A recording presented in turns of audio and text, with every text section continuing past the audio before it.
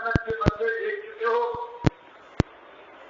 اب آپ نے اس چیز میں کمی اور کوتاہی ممکن نہ ہونا چاہیے. اس کی بات یہ ہے کہ اللہ تعالیٰ نے اس طرح خرید لیا ہے من المؤمنین ایمان کے اقرار صحیح اقرار کرنے والوں سے انفسہم ان کی جانوں کو واموالہم اور ان کے مالوں کو بأن لہم الجنہ اس وعدے کے ساتھ یا آخرکار ان کو جنت کی شکل میں بھرپور قیمت مل جائے گی. فرمایا جس کے دل میں اس طرح سے ایمان پر جائے ایمان کے یہ تقاضے جس کی نگاہوں کے سامنے رہتے ہو اور وہ مخلص ہو تو فرمایا پھر تو وہ انتہا تک جائیں گے اور عمل میں نہیں بلکہ جہاد کی سبیل اللہ کے لیے جان لگا دیں گے یقاتلون کی سبیل اللہ. تو یہ لوگ انسان تک جائیں گے انسان کے راہ میں جہاد تک پہنچیں گے تسلی کے ساتھ اور پھر اللہ کے دشمنوں کافروں اور مشرکوں سے ایسا سنجیدہ جہاد کریں گے وَيَقْتُلُونَ وَيُقْتَلُونَ کہ ان کی گردنیں ماریں گے اور خود اللہ کی راہ میں ہاتھ و خون میں لوٹ کر کھیل کریں گے.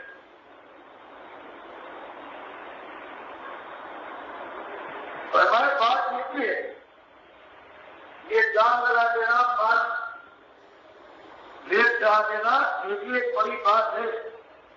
لیکن کہا یہ بات کہا وہ جنت کی قیمت اس کے اندر کوئی تناسب نہیں ہے تو دلیل آسمان کا پکڑ ہے. کہا یہ جو ضرورت ہے یہ مستحق ہے انعام کی لیکن ایسا انعام یہ جنت کی یادگار بادشاہی کی شکل میں ہمیشہ کی داخل ہے. تو میں یہ بہت بڑا جو انسان قیمت ہے بہت بڑا انعام ہے. اب اگر کسی کے ذہن میں جائے کہ بات سمجھ میں نہیں آتی چند دنوں سے اللہ کی برداری کی چند گھنٹوں کے اندر وہ کھیل رہا میدان جنگ میں اب اس کے لیے ہمیشہ کا تاجرت ہمیشہ کی جوان ہمیشہ مگر قیمت کی چلے یہ قیمت کچھ ایسی زیادہ ہے کہ ہمارے ذہن و خیال میں سماتی کی ہے معلوم بتاتا ہے کہ دل تک نہ کرو بالکل سچا وعدہ بالکل سچا وعدہ ہے وعدہ علیہ حسن چتوراتی میں دینی وفات فرمایا ہمیشہ سے ہمارا یہی وقت ہے جوان سچے ایمانداروں کے لیے جس حد تک جانے کے لیے کمر بستہ رہے اس کے لیے وعدہ آج تک بات نہیں ہے جس پہلے سے کتاب آئی ہے کہ اس میں یہی بات نہیں اور اس سے پہلے جو دورے بدل جائے حضرت موسیٰ پر نازل کی گئی تھی اللہ نے دی تھی اس کے اندر یہی بات فرمایا بالکل اتنا مت دو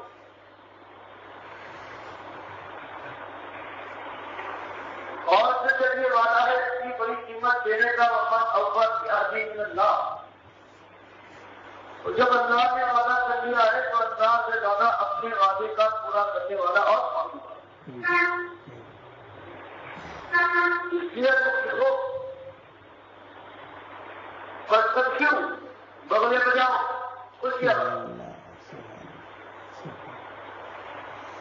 حکم الذی بایعتم بھی اپنی سوداگری سودے کے ساتھ اس کا سودا تم نے مالک سے کیا ہے اس کے اوپر شادہ و پڑھا لاز ایسی بڑی قیمت ملنے والی ہے اللہ تعالیٰ کا ہوا یہی تو ایک قوم عظیم جس کا نام دیا جا سکتا ہے اور یہی تو ایک قوم عظیم ہے کہ وہ جنت کی بادشاہی کا مالک بنا دیا جائے. اس سے بڑی کوئی کامیابی نہیں سب سے اونچی اور بلند والا کامیابی ایک کامیابی یہی ہے. اس کے علاوہ کوئی اور کامیابی کا تصور نہیں ہوگی.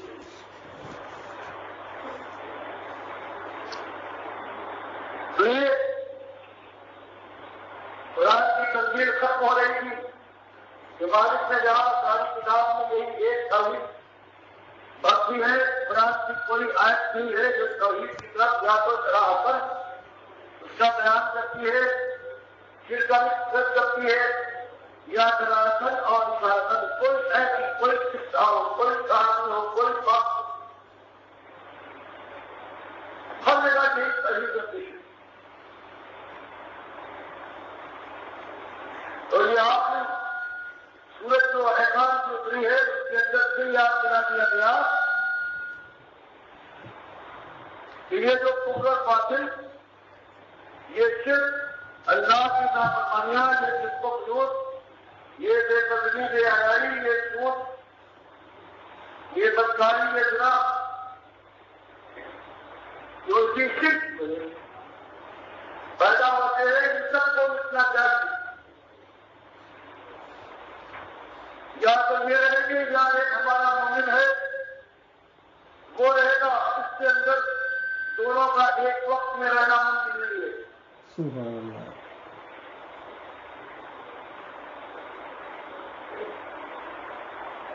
اسی بات کو 400 دفعہ آپ بولے 4، 6 اور 6۔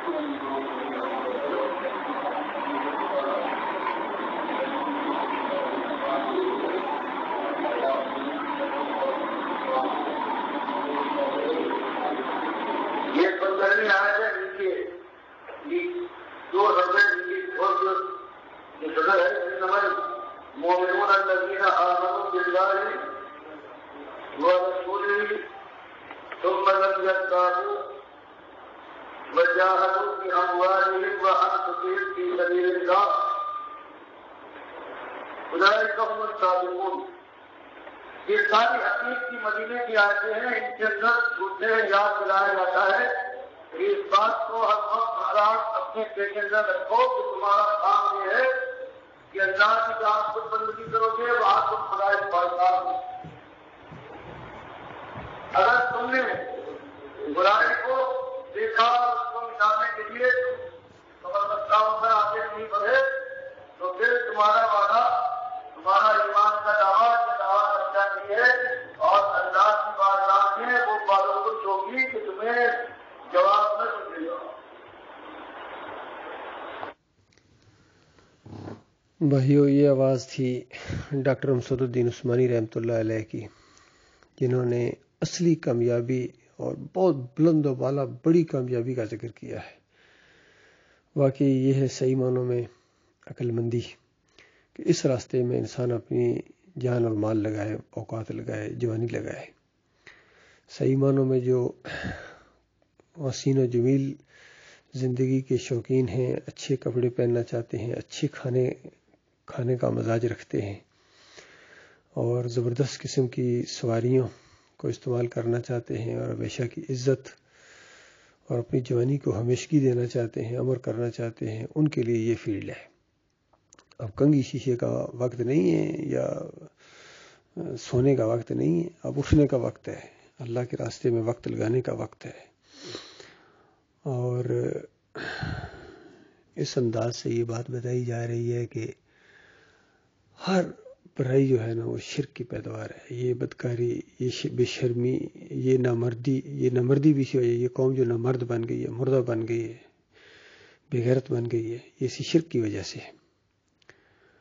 اور بہت بڑی بات ڈاکٹر صاحب رحمۃ اللہ علیہ نے اس میں بتائی ہے کہ قرآن کا ہر واقعہ، حدیث کے جو واقعات ہیں، ہر صورت، ہر رکوع، ہر آیت، حتیٰ کہ یہ توحید کو بیان کر رہی ہے اور رد شرک کر رہی ہے۔ اور یہی فرق ہے ڈاکٹر امسد الدین عثمانی رحمۃ اللہ علیہ میں اور ان دوسرے لوگوں میں۔ ان کی تقریریں بھی میں نے سنی ہیں، چاہے خادم رضوی ہوں، طارق جمیل ہوں، تقی عثمانی ہوں، ڈاکٹر اسرار ہوں اس دور کے، اور جو بھی ہیں، جتنے بھی ہیں، سب کو میں نے سنا ہے۔ ان کا معاملہ یہ ہے کہ یقین کریں، کچھ چیزوں کو تو یہ صحیح بیان کرتے ہیں، لیکن زیادہ تر چیزوں کا رخ یہ شرک کی طرف موڑ دیتے ہیں۔ خاص کر جب نبی صلی اللہ علیہ وآلہ وسلم کا معاملہ آتا ہے تو یہ محبت کی وجہ سے اس کو شرک کے اندر اس واقعے کو بدلی کر دیتے ہیں. کم از کم جو کہیں گے وہ نبی علیہ السلام کو سرور کائنات کہیں گے، سرور دو عالم کہیں گے، حضور کہیں گے، ہر جگہ حاضر ناظر، اور لو لاکھ کہہ دے دیں گے کہ وہ ایک جھوٹی روایت کہ ان کی وجہ سے دنیا بنی ہے، یہ نہ ہوتے تو دنیا ہی نہ ہوتی، آسمان ہی نہ ہوتے. اس طرح ہی ان کا جو دماغ ہے نا اس کے اندر شرک ہے. تو خاص کر خادم رضوی صاحب نے کتنے مجاہدانہ واقعات ہیں جن کو اس نے ایمان خالص کی بجائے اس نے شرک کی طرف ان کو پھیر دیا، اور نبی علیہ السلام کو عالم الغیب ثابت کر رہے ہیں. اور جو ان کے اپنے بزرگ بنائے ہوئے بزرگ ہیں، چاہے یہ جتنے صوفی بناسپتی، یہ بزرگ بناسپتی مومن، نام نہاد مومن، جنہوں نے کفر و شرک سے اپنی کتابوں کو بھر دیا، چاہے عبدالقادر جیلانی ہوں، محی الدین چشتی ہوں، علی اجمیری ہوں، اور یہ احمد سندھی، خاص کر پھر شاہ ولی اللہ کا پورا خاندان، یہ سارے کے سارے اس قبر پرستی کے شرک میں اور واسطے وسیلے کے شرک میں مبتلا رہے ہیں. ان کی تعریفیں کریں گے، چاہے یہ محمود الحسن ہو، دیوبند کے اکابرین ہوں، اہل حدیثوں کے میاں نذیر ہوں، بدی الدین راشدی ہوں، پیر جھنڈا ہوں، اور میاں نذیر دہلوی ہوں، جتنے ہیں، یا آج کے یہ سعودی ہیں، عبداللہ بن باز، اس میں تو توصیف الرحمان، ان سب کا یہی معاملہ ہے کہ بے شمار واقعات کو یہ شرک کی طرف پھیر دیتے ہیں، کیونکہ دماغ میں شرک ہے، توحید نہیں جانتے ہیں. تو ان سب کے خلاف آواز اٹھانا اللہ کے بھروسے کے اوپر، یہ آج کے دور کا صحیح معنوں میں جہاد ہے، جہاد کبیر ہے. قرآن کے ذریعے ان سب کا پوسٹ مارٹم کیا ڈاکٹر عثمانی رحمۃ اللہ علیہ نے، ان سب کو کافر اور مشرک ثابت کیا، اور بالکل درست کیا، یقین کیجیے، اور بالکل چڑھائی کی ان کے اوپر کہ یہ ہیں جو اللہ کے راستے میں آج حائل ہیں، یہ نہ ہوتے تو تم مومن ہوتے. یہ جو قبر پرستی ہر طرف پھیلی ہے، مزار پرستی، گنبد پرستی، کوئی نیلے گنبد کو پوج رہا ہے، کوئی ہرے گنبد کو پوج رہا ہے، کوئی پیلے گنبد کو پوج رہا ہے، تو یہ خالص بت پرستی ہے. اور یہ اللہ کے گھر بیت اللہ کے مقابلے میں انہوں نے کعبے بنائے ہیں جن کی آج پوجا ہو رہی ہے. تو اللہ کے بندے جب تک نہیں اٹھو گے، ایمان کی بازی نہیں کھیلو گے، توحید کی دعوت لے کر اٹھو گے. اب اس کلمے کے لیے، اب اس قوم کے لیے نماز روزہ نہیں ہے، ان کے لیے توحید کی دعوت ہے، کیونکہ مشرک بن گئے ہیں. ان کی اکثریت، عظیم اکثریت مشرک بن گئی ہے. اس وجہ سے ان کے اوپر کوئی بات اثر نہیں کرتی ہے. یقین کہ جو قرآن اور صحیح حدیث کی کوئی بات کی بھی جائے تو آگے سے یہ بزرگوں کے ملفوظات لے کے آئیں گے، مکتوبات ربانی لے کے آئیں گے، کنیت الطالبین آگے سے لے کے آئیں گے، فیوز یزدانی، انفاس العارفین، حجت اللہ البالغہ. اور بے ایمانوں کا کہنا یہ ہے کہ ان کتابوں کے اندر سے کوئی واقعہ بیان کرتے ہیں مشرکانہ، چاہے فضائل اعمال ہوں، کہتے ہیں حضرت کا فرمانا ہی ہمارے لیے حجت ہے. چاہے کہا جائے کہ قرآن میں دکھاؤ ایسا کوئی مشرکانہ عقیدہ، حدیث میں دکھاؤ، کہتے ہیں وہاں تو نہیں، لیکن حضرت کا فرمانا ہی ہمارے لیے حجت ہے. اگر دین شریعت ہے تو یہ حقیقت بھی ہے، طریقت بھی ہے. سارے اس کے اندر ملوث ہو گئے. محمد حنیف بھی انہی کی صف میں کھڑا ہو گیا، جس نے دعوت القرآن جیسی تفسیر لکھی، اندازہ ہے دعوت القرآن کے اندر ہی لکھتے ہیں کہ اللہ کے بندوں کو یہ سجدہ کرنا، یہ جو سجدہ ہوا ہے، کہتے ہیں یوسف علیہ السلام کو سجدہ کیا پورے خاندان نے.